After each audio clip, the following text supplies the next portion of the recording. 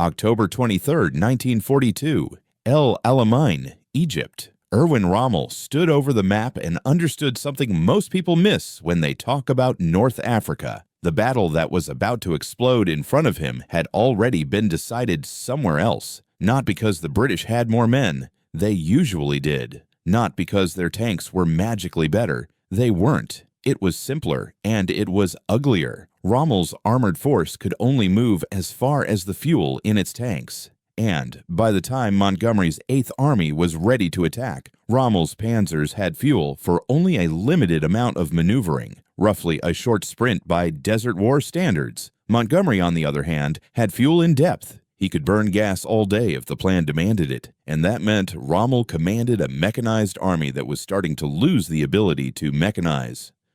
Quick note, if you like WW stories that dig into the stuff movies skip, hit subscribe and turn on notifications because this one goes straight into the hidden machinery of victory. Here's the part Hollywood tends to leave out. The decisive action that cracked Rommel's desert campaign didn't happen on sand.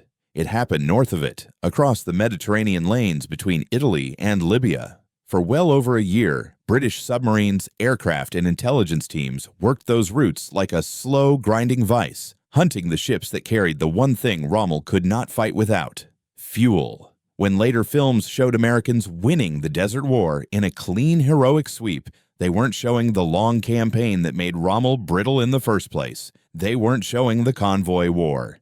They weren't showing Malta, the little rock in the sea that became a knife at the Axis supply line. To understand how the story got rewritten, it helps to understand what actually beat Rommel. Back in 1941, the Afrika Korps looked like a nightmare that wouldn't end. German armor and German tactics hit hard and moved fast. British forces often fought with courage, but too often they fought in ways Rommel could predict. He built his reputation by appearing where he shouldn't be, punching through gaps, and turning defensive lines into traps. In the desert, a commander who can move at will can make an enemy feel blind. And for a while, Rommel could move at will. But that freedom depended on logistics, one word that can decide a whole campaign. Every gallon of fuel, every artillery shell, every spare part, every ration had to travel the same brutal path. It started in Italy, crossed the Mediterranean in merchant ships, arrived at Libyan ports, then got hauled hundreds of miles across desert roads to forward units.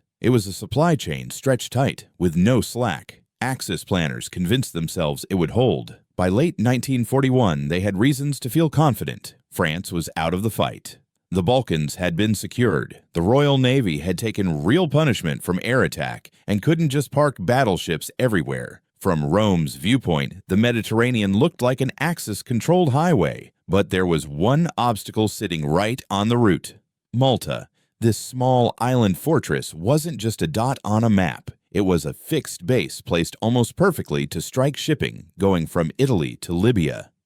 British submarines could sail from Valletta. RAF aircraft could launch from Maltese airfields. In practical terms, Malta functioned like an unsinkable aircraft carrier planted in the path of convoys. And because of geography, the Axis couldn't simply go around it without turning a supply run into a massive detour. Now Malta was under siege. The Luftwaffe and Italian air forces hammered it relentlessly. Runways were cratered, supplies were tight, civilians lived under constant threat. The Axis believed the pressure was working, that Malta had been reduced to an annoyance, not a serious threat. Italian commanders still worried about the crossing, but they leaned on a comforting idea. Convoys with escorts would get enough ships through. Some losses were acceptable. Total blockade was impossible. The British were about to show them that impossible depends on how patient your enemy is. The interdiction campaign didn't begin with one giant dramatic moment. It began with the kind of action that barely makes headlines: just a submarine, a convoy, and cold calculation. On September 18, 1941, an Italian merchant ship, Neptunia, left Naples loaded with supplies intended for Rommel's forces. It sailed with 3 other merchantmen. The convoy also carried serious escort protection, multiple destroyers, exactly the kind of screen meant to prevent a submarine from getting close. It didn't matter. Out in the Mediterranean, a British U-class submarine, HMS Upholder, slid into position. The commander, Malcolm Wanklyn, didn't have to guess where the convoy would be forever. His job was to get the timing right, get close enough, and fire clean. Torpedoes ran. 2 hit Neptunia. Another ship in the convoy was struck as well. The result was immediate and catastrophic, especially because so much of what these ships carried could burn. Flames, explosions, and wreckage turned cargo meant for the desert front into a sinking, useless mess. The escorts hunted, the submarine slipped away, and the supplies Rommel needed, especially fuel, went to the bottom. Reports from the Axis side made the meaning clear. Even with escort strength that looked safe, on paper, the British were getting through. Convoys could be hit hard and fast, and then the attacker disappeared before a meaningful response could land. And once crews begin to believe a route is cursed, fear becomes part of the math. Then it kept happening. Within days, other British submarines struck again. Tankers and supply ships were hit off key points along the route. Maltese-based aircraft joined in too, attacking convoys in daylight and forcing ships to scatter, burn, or sink. The pattern formed quickly. This wasn't random harassment. It was systematic hunting. The key was that Malta wasn't simply in the area. Malta was in the way. And the British were getting smarter, not just braver. They had advantages Axis planners didn't fully respect. First, British intelligence could provide convoy details that turned the sea into a trap. Instead of submarines wandering and hoping, they could position along expected routes at expected times. That meant fewer wasted patrol days and more attacks that looked almost supernatural from the target's perspective. Second, the geography boxed the Axis in. Ships leaving Italy for Libya had limited sensible routes. To avoid Malta entirely would mean adding huge distance and delay, exactly what an army in a fast-moving desert campaign cannot afford. Third, British forces learned to prioritize the most valuable cargo. A general can fight through a shortage of many things for a little while. He cannot fight through a fuel shortage. A mechanized army without fuel is a statue with a gun. By November 1941, the results were turning ugly for the Axis. Records from that period show a massive gap between what was dispatched and what actually arrived in Libya. 1 month's figures are often cited like a warning label, tens of thousands of tons sent, but only a fraction delivered, with losses that were devastatingly high. And many sinkings happened cruelly close to the finish line, near Libya, where ships could almost taste the harbor, yet still far enough from the strongest protective umbrella to leave them exposed to submarines and air attack. Even the ships that limped into port sometimes arrived damaged. Cargo might be jettisoned. Fuel could be contaminated by seawater after near misses. Arrived didn't always mean usable. Rommel felt the pressure in the most direct way possible. His options shrank. His offensives depended on momentum. His defenses depended on mobility. In the desert, a commander often survives by moving reserves quickly, counterattacking, shifting armor to the crisis point. But those moves burn fuel every minute. When fuel becomes scarce, every decision changes. A bold maneuver becomes a risk you can't pay for. A quick pursuit becomes impossible. A planned counterattack becomes a luxury. Rommel could win a fight on the ground and still lose the campaign because the supplies to exploit that win never arrived. The Italian Navy, responsible for protecting convoys, tried to solve the problem like sailors. More escorts, different routes, new procedures. But each fix ran into the same wall. Escorts could not be everywhere at once. Submarines only needed one clean firing window. And when intelligence kept improving, route changes didn't stay secret for long. Meanwhile, the siege of Malta intensified. The Axis tried to bomb the island into silence, crater the runways, smash the docks, break the defenses, and finally cut the British off from the base that made the whole interdiction campaign possible. But Malta did not go away. It hung on through bombardment, repairs, and desperate resupply. And as long as Malta stayed alive, the convoy route stayed dangerous, which meant Rommel's fuel problem wasn't a temporary headache. It was becoming a permanent cage. And next comes the part where the pressure turns from painful to fatal, because the British didn't just attack convoys sometimes. They turned it into a method, and they kept tightening the grip. By late 1941, the sea war had stopped being background. It was now the main event, even if most soldiers in the desert couldn't see it. Rommel could win a skirmish, even win a local battle, and still feel weaker the next week, because the things that turn a victory into a breakthrough were arriving in smaller and smaller amounts. fuel, ammunition, spare parts, trucks and tires, food and water. Every missing shipment didn't just reduce combat power, it removed options.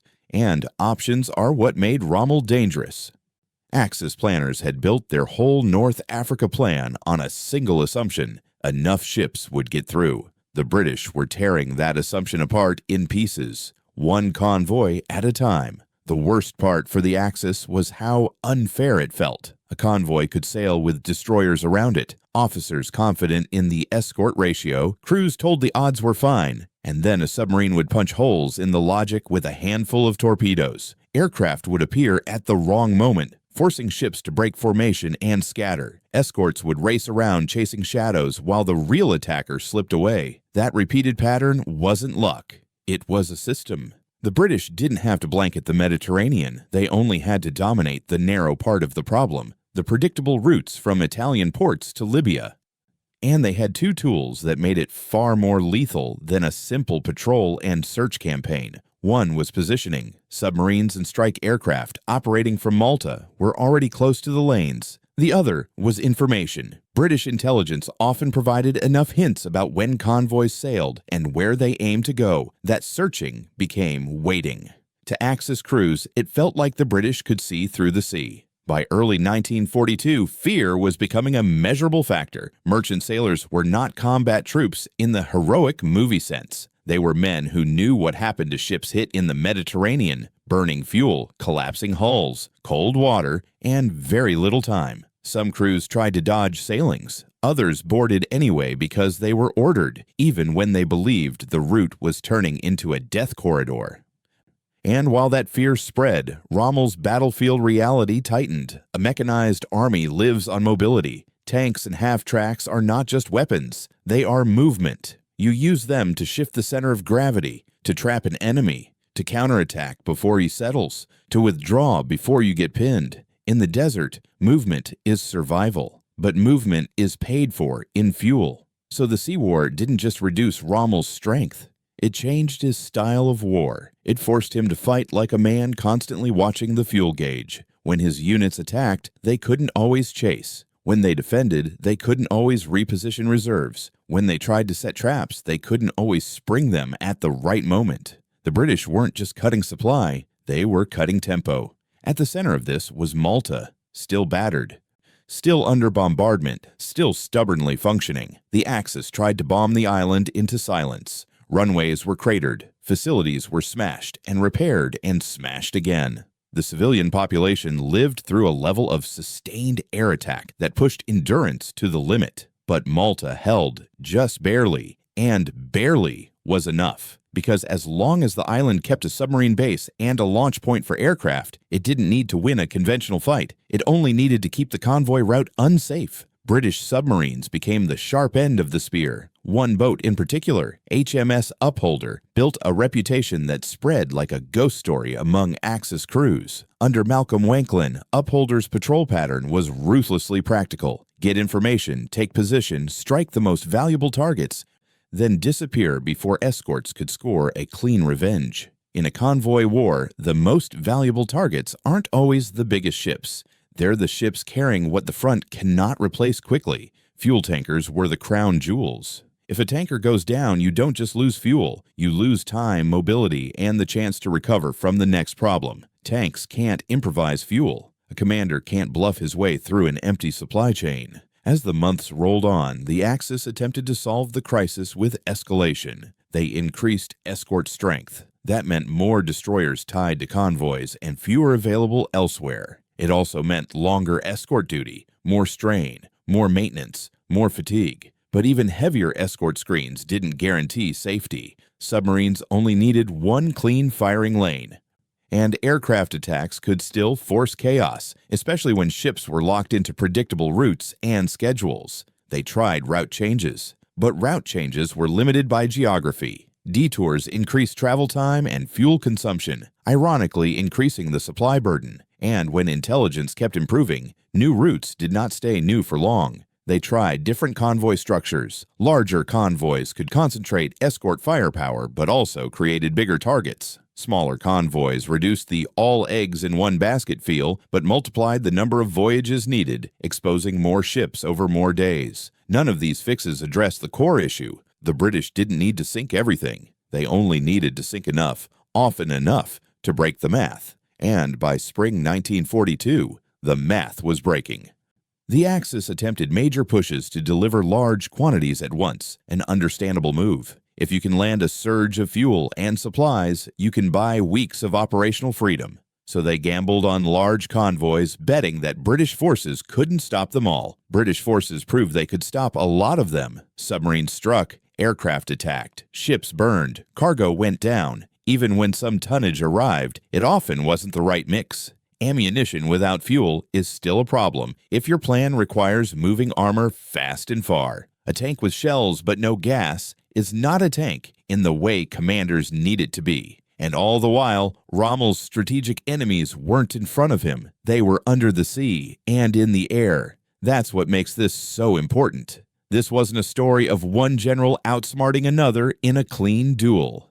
It was a story of an army being weakened by forces it could not reach. Rommel could not drive into the Mediterranean and defeat a submarine patrol. He could not roll panzers across the water to silence Malta. He could only request, plead, demand more escort strength, more air cover, more priority, while the supply chain kept bleeding. Axis High Command did consider the obvious solution: eliminate Malta. Plans were drafted for an airborne and amphibious assault, an operation designed to knock out the island fortress and reopen the convoy artery. But planning and executing a complex invasion required time, coordination, and political will. And at the top, strategic priorities collided. Resources were pulled in competing directions. Operations were delayed, postponed, and then effectively shelved.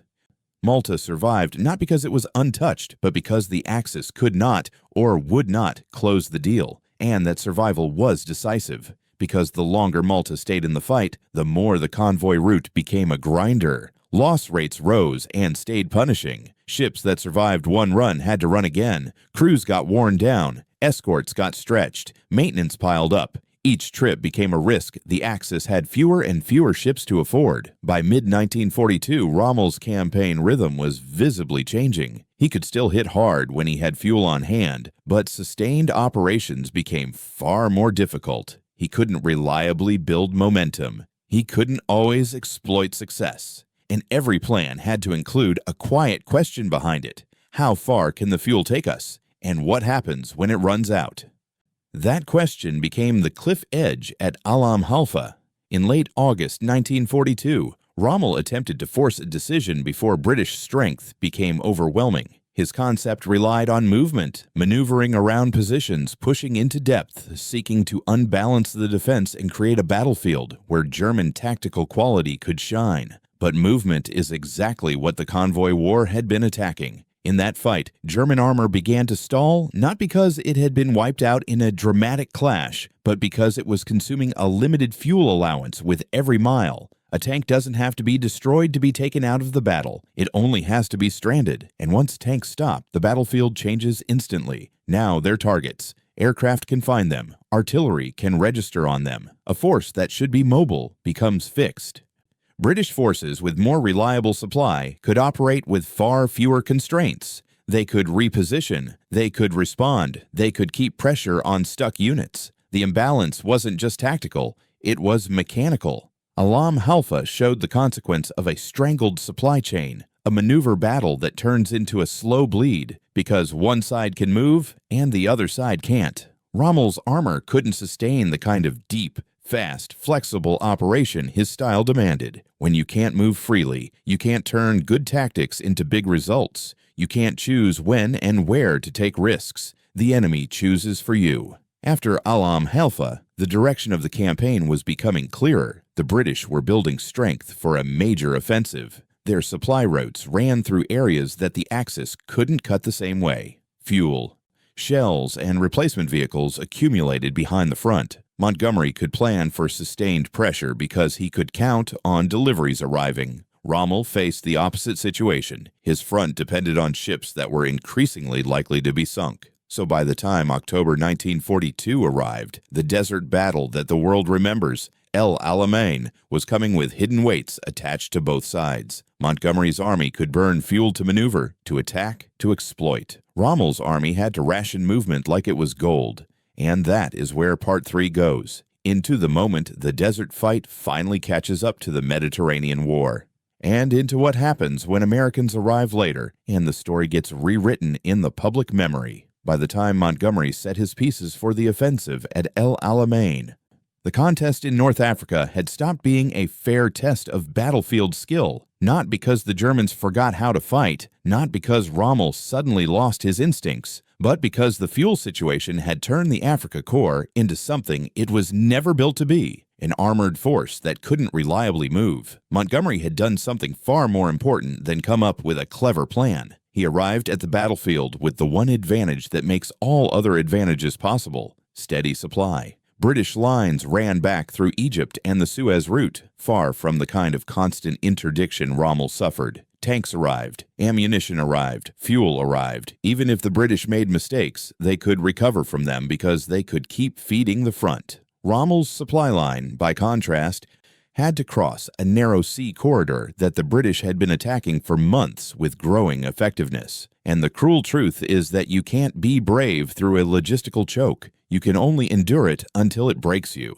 So when El Alamein opened on October 23, 1942, the numbers on paper didn't tell the full story. Montgomery attacked with a massive armored force backed by deep reserves and sustained artillery power. Rommel had far fewer operational tanks, and even those were tied to a hard limit. Each mile they moved consumed fuel the supply chain could not reliably replace. That single constraint infected everything Rommel wanted to do. In desert warfare, defense is often mobile. You let the enemy come in, then you shift armor, counterpunch, and force him to pay for every advance. But to counterattack, you must concentrate tanks.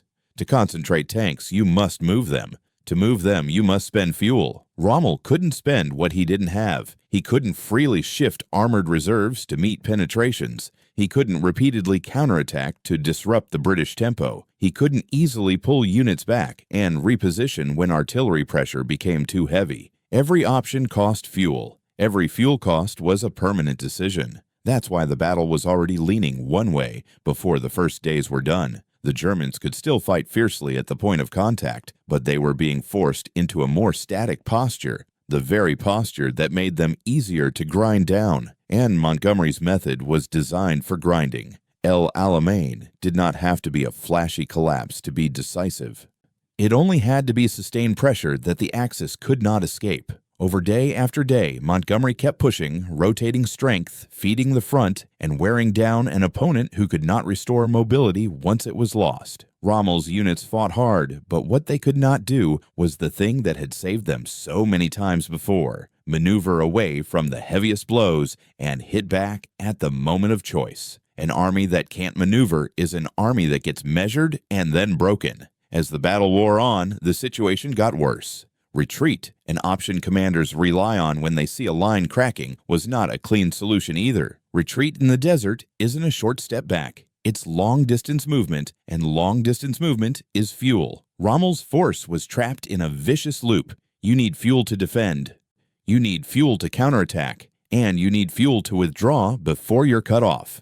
And the British had spent the previous year making sure the fuel would not be there. After nearly 2 weeks of fighting, the Axis position came apart. The retreat across Libya began, and it wasn't the kind of orderly withdrawal that looks good in history books. It was the desperate kind. Abandoning equipment, leaving damaged vehicles, sacrificing anything that couldn't be moved, because fuel decides what lives and what gets left behind. This is where the myth often takes over. People picture El Alamein as the moment Rommel was outgeneraled in a clean duel. But Rommel himself and other German officers later made a point that's hard to ignore. They were being defeated by supply. They had tanks without enough fuel, guns without enough ammunition.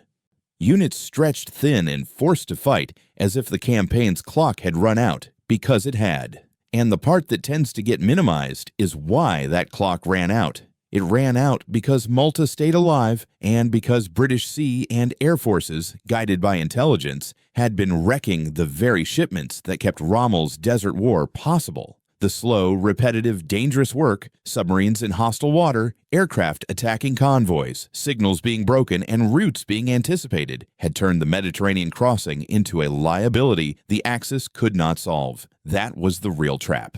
And it mattered even more because of what happened next. In November 1942, after El Alamein had already cracked the Axis posture, American forces landed in North Africa during Operation Torch, coming ashore in Algeria and Morocco. Fresh troops, huge resources, a nation whose industrial power could flood a theater with material when the gears finally engaged. From that moment on, the Axis position in North Africa was squeezed from both sides. Montgomery pushed west. The new Allied forces pushed east. Tunisia became the final battleground, and it was a hard fight. Nobody who fought there would call it easy, but the strategic direction was no longer a mystery. Once the Allies had both the desert front and the sea lane advantage, and once American resources entered the theater in real volume, the Axis in North Africa were running out of room and time. By May 1943, German and Italian forces in North Africa surrendered. And then the memory war began. It didn't begin as a deliberate lie. It began as a natural human habit. People remember what they saw, what they lived through, and what makes a clean story. American veterans returned home with stories of fighting German troops in North Africa, of brutal ground combat, of learning the reality of war. Those stories were real, and they mattered. And American culture absorbed them, especially because they fit a powerful narrative arc. The United States arrives, goes into combat, and pushes the enemy back. Hollywood took that arc and sharpened it. Movies and popular accounts turned North Africa into a stage where charismatic generals and tank columns decided everything. The desert became a place where the legendary Desert Fox was beaten mainly by battlefield daring, and where American arrival looked like the decisive swing of the hammer. But that isn't how Rommel's war was actually broken. The breaking began earlier, and it began at sea. The Siege of Malta, often told as a separate story of endurance, was directly connected to Rommel's defeat. Malta wasn't just suffering for the sake of suffering. Malta mattered because it enabled interdiction. It kept submarines sailing and aircraft striking. It forced the Axis to fight a supply war they didn't want, in a place they couldn't fully control. Submarine crews and air crews did the kind of work that rarely becomes legend. No victory parades for sinking merchant ships. No triumphant speeches for waiting in a cramped hull, watching the clock, calculating a firing angle, then vanishing into the deep while escorts raged overhead. But those missions tore the spine out of Rommel's logistics. British intelligence officers working far from the desert helped make the strikes efficient.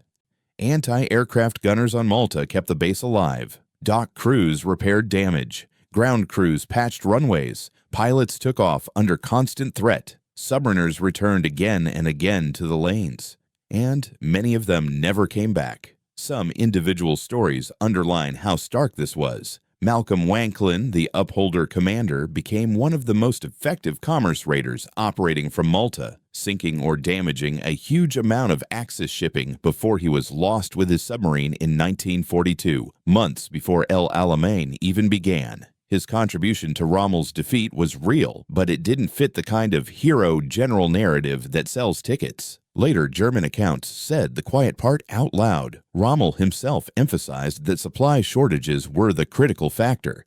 Other German officers stated plainly that British action from Malta, submarines and aircraft, made the supply situation untenable. Italian records and post-war analysis pointed to staggering merchant shipping losses across the period. Those aren't excuses, they're admissions of causality. It's the difference between losing a chess match and losing because someone keeps removing your pieces before you touch the board. So why didn't this become the popular story? Because the truth is complicated, and honestly, not as cinematic. A convoy war is repetition. It's planning, waiting, intercepting, and sinking. It's logistics. It's attrition.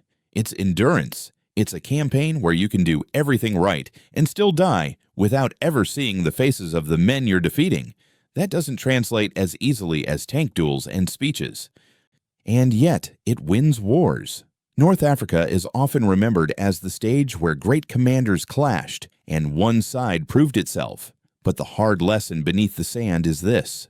Rommel was defeated by empty fuel tanks before he was defeated by enemy tanks. The British didn't just beat him in a single battle. They methodically starved his army's movement by attacking the supply ships that fed it. They turned the Mediterranean into a pressure point, then kept pressing until a mechanized force became increasingly immobile. American forces contributed decisively to finishing the campaign once they entered the theater in strength, especially in Tunisia. But they fought an enemy whose logistical foundation had already been severely damaged by British interdiction and by the long fight to keep Malta operational. That doesn't reduce anyone's courage, it just restores the sequence. And the sequence matters because it explains how war is often remembered wrong. We remember the loud moments. We remember the faces on posters. We remember the battlefield that can be photographed. But sometimes the most decisive victory is the one most people never see, the one fought in darkness under the sea, or under bombs on a battered island, or in rooms where enemy signals are broken and translated into coordinates. That was the campaign that truly caged the Desert Fox. And once you see that, the whole North African story looks different.